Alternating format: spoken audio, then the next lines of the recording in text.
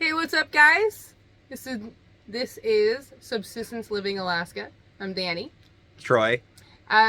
We wanted to do a special shout out video to a group of people who helped us tremendously. So if you haven't had a chance to catch our last video where we go dip netting in Kasilof, please pause, take a minute, go watch that video.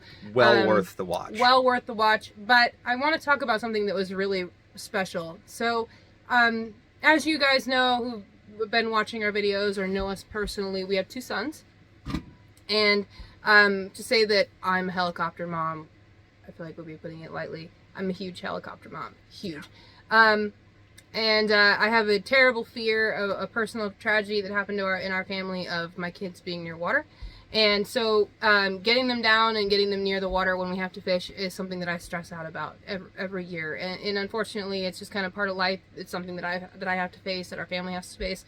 And this past week when we were down dip netting, it became very challenging. As you can see in the first part of the video, I'm running from the tent where my kids are all the way down to the water line to get fish from him, to get him back and processed. Constant back and forth.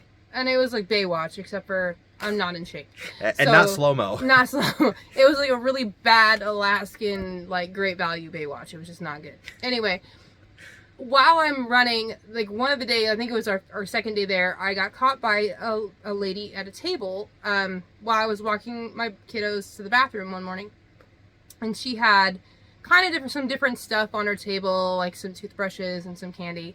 And she was like, hey, down at the end of the beach, we have this huge bounce house, and if you get down there and you kind of get to know us, we'll take your kids, we'll watch your kids for you while you go dip netting. Well, I'm like, stranger danger, I don't think I'm gonna leave my kids to some people I don't know, and I was panicked about it, but the kids heard bounce house, and of course they came out of their skin. Yeah, they were sold. They were sold and determined.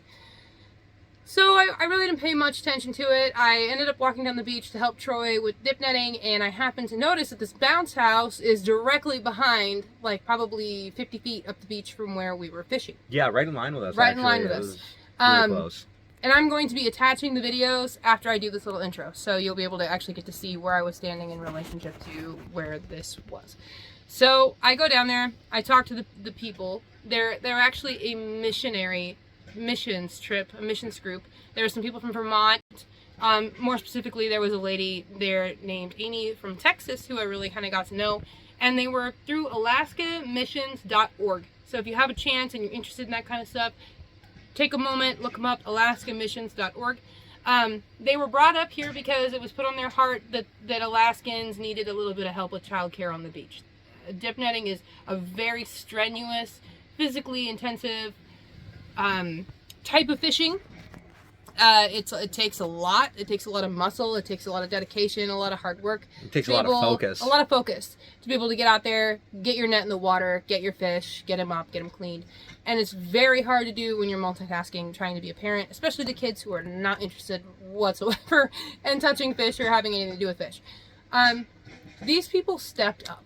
I mean, I spoke with them for a while. My kids are a little bit older. My kids got really comfortable. I started to become a little bit more comfortable, so I kind of walked further down the beach and I kind of kept an eye on them. They had a blast. These missionaries did not at any point in time, not one time, ask for a single donation. They didn't ask for a penny. They asked for nothing. They gave their time. They walked my kids to the bathroom, which was about a half a mile away from where we were camping. They fed them hot dogs, water, hot cocoa, apple cider, candy. They did face paints. They did Storytime. I mean, they took our kids on the entire day to the point that the following day... 8 hours, I think? 8 hours. Like, straight. They were there until 5 p.m. at night every day. And so much so that the following day, I actually felt comfortable enough to leave my kids there and walk all the way down the beach to actually help him because tide was out. They went above and beyond. When I say I broke down in tears multiple times, simply because I'm not used to that. I mean, in Alaska, our soul community, and I want to say that the people who live here closely are really like a close-knit community, and they're very gracious and they're very helpful. But we get out-of-towners that come down from different parts of Alaska who are not so friendly, not so kind, it can be not nerve-wracking. so willing to help. And it can be really nerve-wracking. And so what these people did for us, taking our kids the way that they did, They were kind. They came down and asked me questions about Alaska. They wanted to see the kind of fish that we were getting. They wanted to see how the whole process was working. They were so respectful of us, of everything. I saw so much change and so much happiness and so much love in a world right now where you just don't really see that come from this group of people. I mean, I could sit here and talk about them all day, but I want you to take a minute. Please watch the videos. Yeah. Watch my son absolutely lose his mind because he was beyond excited. Check out the setup that they had. I mean, these people came to help. They literally and that is what they fed did. the entire beach Yeah. for 3 days. They fed the whole beach. They had hot dogs and, you know, They ketchup and actually mustard were and bringing drinks. me food. Yeah. Like, I'm down on the beach fishing, and she was like, what can I get you? Let me bring you water. Let me bring you a hot dog. Let me bring you food. Let me bring you whatever you need. Let me bring it to you. They didn't let anybody go hungry. They kind of forced it on you. They did. They totally did. So I just want to give them a huge shout out. Alaska Missions, the groups from Texas, from Vermont. You guys, I am going to make sure that you get tagged in this video. I want you to know from the bottom of our hearts. We're truly grateful for... Thank you for everything that you did for us, for our kids, for our family, for the Alaskans. I think I can speak on behalf of all the Alaskans that were down there who utilized that help.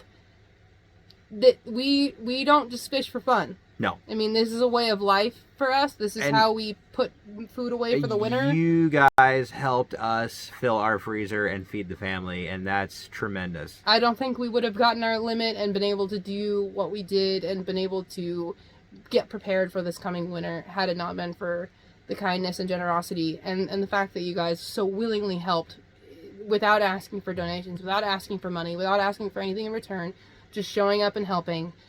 I hope that everyone who experienced your kindness can pay it forward and hear your message and take it to heart, and hopefully we can make a little bit of change in how we are in the communities. So Thank you. Thank you. And we certainly hope to see you next year. Yes, I hope you're back, and I will be down there next year to see if I can say hi. And in the meantime, we hope that you see this video, and we're going to do our best to try to find you and tag you guys and make sure that your churches and your home churches see this video.